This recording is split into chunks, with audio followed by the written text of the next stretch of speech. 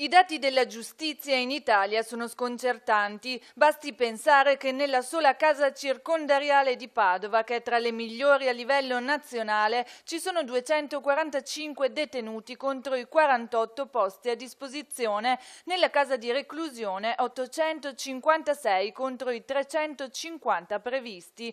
Numeri imbarazzanti anche secondo Giancarlo Galan, presidente della Commissione Cultura alla Camera, presente a Padova durante il quinto congresso dell'associazione Nessuno Tocchi Caino. Galan ha commentato il decreto carceri destinato a rimettere in libertà nell'arco di un biennio fino a 7.000 detenuti. Io lo trovo imbarazzante.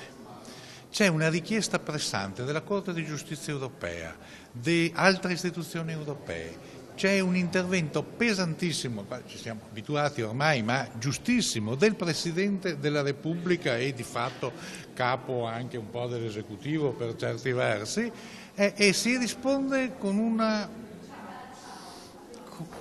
non so definirla perché mi vengono in mente, ecco, solita frase, pannicello caldo, aspirina, ma no, l'aspirina fa benissimo, altro che magari fosse un'aspirina. Si risponde col nulla, con una misura, con una mezza misura ridicola.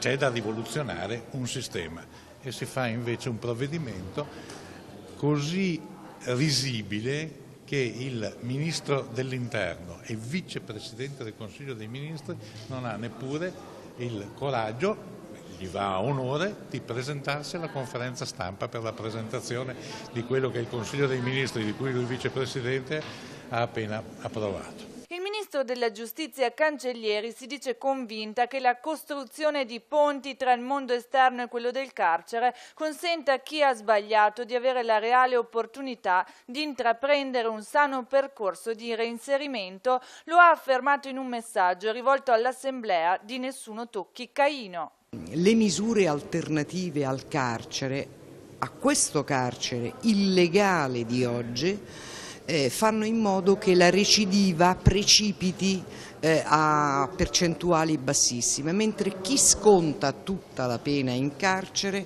ha una recidiva, cioè torna a delinquere, intorno all'80-90%. Sono lo 0,5% i detenuti che vengono mandati in permesso grazie ad una legge che esiste, la legge Gozzini, solo lo 0,5% non fanno rientro.